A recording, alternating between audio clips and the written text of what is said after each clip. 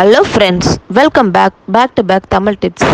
ஆவி பிடிக்கிறதால நம்ம சருமத்துக்கு ஏற்படுற நன்மைகள் பற்றி தாங்க இந்த பதிவில் பார்க்க போகிறோம். நம்ம சருமத்தில் அழுக்கெல்லாம் நீங்காமல் அப்படியே தங்குறதால முகம் பொலிவிழந்து முதுமை தோற்றத்தோட காணப்படுதுங்க. நீங்கள் ஆவி பிடிக்கும் போது அழுக்கெல்லாம் நீங்கி பொலிவோடையும் அழகோடையும் இளமையோடையும் தெரிவிங்க. 5-10 நிமிஷம் நீங்க ஆவி பிடிச்சிட்டு சுத்தமான காட்டன் துணியால உங்க முகத்தை துடைக்கும் போது, குறிப்பாக உங்க மூக்கை துடைக்கும் போது அதுல இருக்கிற கரும்புள்ளிகள் வெண்புண்ணிகள் எல்லாமே வேரோட வந்துருங்க. ஆவி பிடிக்கிறதால முகப்பரு கூட குறையுங்க. எப்படின்னு பாக்குறீங்களா? நம்ம சருமம் இயற்கையாவே எண்ணெய் சுரப்பி சுரக்கிறதால அது ஆயில் ஃபேஸாவே இருக்குங்க.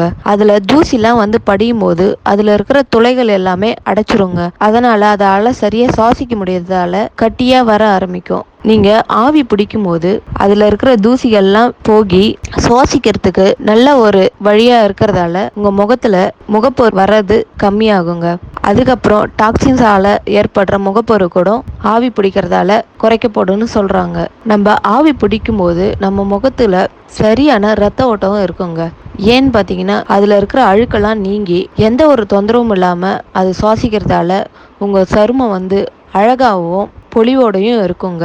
முகப்பொரு இருக்கிறவங்க 5 நிமிஷம் ஆவி பிடிச்சிட்டு அதுக்கப்புறம் ஒரு 30 நிமிஷம் அவங்க ரிலாக்ஸ் ஆயிட்டு ஐஸ் கட்டி எடுத்து அந்த முகப்பருவில் தேய்ச்சிக்கும் போது அந்த கட்டி உடஞ்சி ஒரே நாளில் அவங்களோட முகப்பரு குறையறதுக்கு வாய்ப்பு இருக்குங்க. ஸோ ஃப்ரெண்ட்ஸ், ஆவி பிடிக்கிறதால என்னென்ன நன்மைகள்னு நீங்கள் தெரிஞ்சுக்கிட்டீங்க.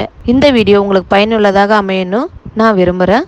இந்த வீடியோ உங்களுக்கு பிடிச்சிருந்தா லைக் பண்ணுங்கள், ஷேர் பண்ணுங்கள், கமெண்ட் பண்ணுங்கள். Back to back Tamil tips சேனலுக்கு சப்ஸ்கிரைப் பண்ணுங்கள். தேங்க்யூ.